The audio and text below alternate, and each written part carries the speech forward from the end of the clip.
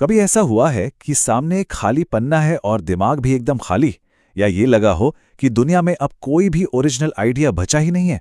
अगर हाँ, तो ये एहसास बिल्कुल भी नया नहीं है। आज हम ऑस्टिन क्लियॉन की एक एकदम अलग सोच, स्टील लाइक एन आर्टिस्ट को समझने की कोशिश करेंगे, जो क्रिएटिविटी के बारे में हमारी सोच को शायद हमेशा के लिए बदल दे। चलिए शुरू करते हैं।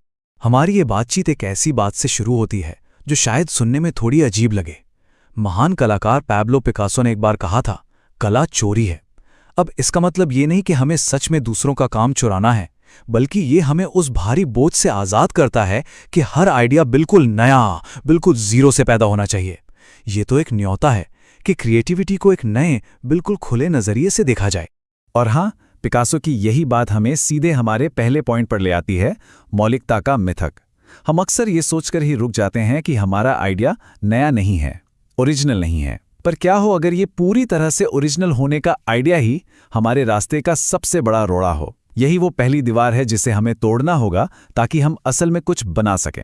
देखिए, इस स्लाइड का मैसेज बहुत सीधा सा है, पर बहुत गहरा भी।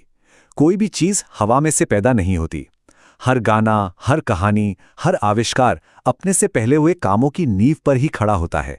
ये कितनी बड़ी राहत की बात है ना? है ना? इसका मतलब ये हुआ कि हमें हर बार पहिया दोबारा बनाने की जरूरत नहीं है, हमें तो बस उसे बेहतर बनाने की आज़ादी है। ये बात कितनी खूबसूरत है। इसका मतलब ये नहीं कि अब कहने को कुछ नया बचा ही नहीं है। इसका मतलब है कि हमारा काम एक क्यूरेटर जैसा है, एक डीजे जैसा है, जो पुराने आइडियाज़ को उठाता है और उन्हें एक नए अंदाज में मिला देता है, ताकि एक नई धुन बन सके। सब कुछ बस नज़रिए का ही तो खेल है।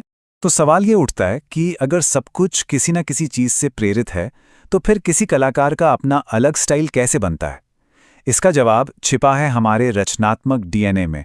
जैसे हमारा असली डीएनए हमारे माता पिता से आता है, वैसे ही हमारा क्रिएटिव डीएनए उन आइडियाज़ से बनता है जिनसे हम प्रेरणा लेते हैं। चलिए इसको ज़रा और समझते हैं। तो क्रिएटिविटी का असली राज पता है क्या है? वो ये है कि हर नया आइडिया असल में पुराने आइडियाज़ का एक रीमिक्स ही होता है। सोचिए, एक डीजे कैसे दो अलग अलग गानों को मिलाकर एक बिल्कुल नया ट्रैक बना देता है। क्रिएटिविटी भी आप देखिए, बिल्कुल ऐसे ही काम करती है। आर्ट स्कूल में ना एक बड़ी मजेदार ट्रिक सिखाते हैं, 1 + 1 = 3। ये स्लाइड उसी को दिखा रही है। जब हम दो चीजों को एक साथ रखते हैं तो उनके मिलने से कोई तीसरी, बिल्कुल नई और अनएक्सपेक्टेड चीज बनती है। जैसे इन दो लाइनों के बीच की ये खाली जगह। ये सिर्फ जोड़ना नहीं है, ये कुछ नया बनाना है। इसको ना बिल्कुल अपनी जेनेटिक्स की तरह समझिए। हम अपने माता पिता का हिस्सा तो हैं, लेकिन फिर भी हम एक बिल्कुल नई और अलग पहचान है।